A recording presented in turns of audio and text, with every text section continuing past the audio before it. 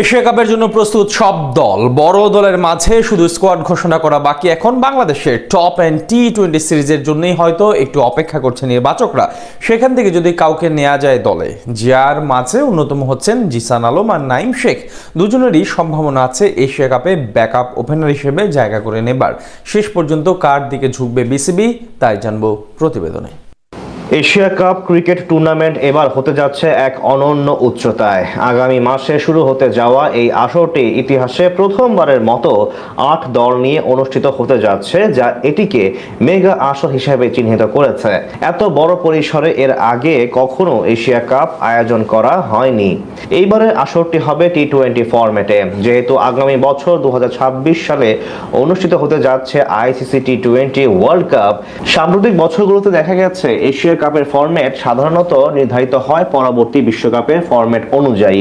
উদাহরণস্বরূপ 2018 ও 2023 সালের Asia cup হয়েছিল ওয়ানডে ফরম্যাটে, কারণ ওই বছরগুলোতে অনুষ্ঠিত হয়েছিল ওয়ানডে বিশ্বকাপ। ঠিক তেমনি 2016 ও 2022 সালের এশিয়া কাপ হয়েছিল টি-20 ফরম্যাটে, যা পূর্ববর্তী ও পরবর্তী টি-20 বিশ্বকাপকে সামনে রেখে আয়োজন করা হয়েছিল। ৮ দল নিয়ে এবারের এশিয়া কাপ শুরু হতে যাচ্ছে আগামী মাসে। এশিয়ার ক্রিকেট অঙ্গনে এটি হতে যাচ্ছে সবচেয়ে বড় ও জমজমাট আসর, কারণ এর আগে কখনোই এত বড় পরিসরে এশিয়া কাপ আয়োজন হয়নি।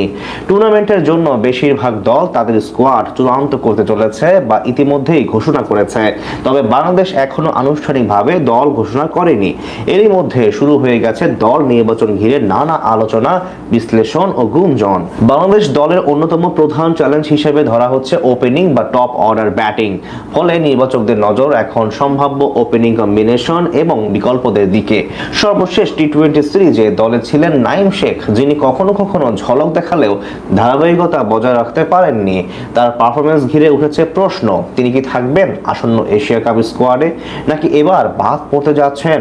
বিশেষ করে টপ এন্ড সিরিজে ভালো ব্যাট করায় আবারও আলোচনায় তিনি।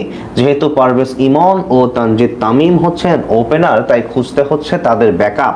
সেক্ষেত্রে নাইম শেখ আলোচনায় এলেও আছেন আরেকজন, তিনি জিসান আলম। অস্ট্রেলিয়ায় অনুষ্ঠেয় চলতি টপ এন্ড টি-20 সিরিজে ভালো করছেন তিনি।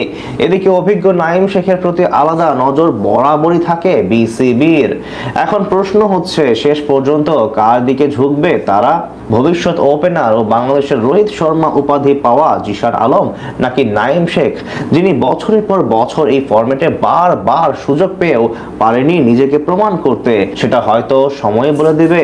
আগামী মাসের 9 তারিখে শুরু হচ্ছে এশিয়া কাপ, যেখানে বি গ্রুপে আছে বাংলাদেশ, সাথে আরো আছে আফগানিস্তান ও শ্রীলঙ্কা এবং হংকং।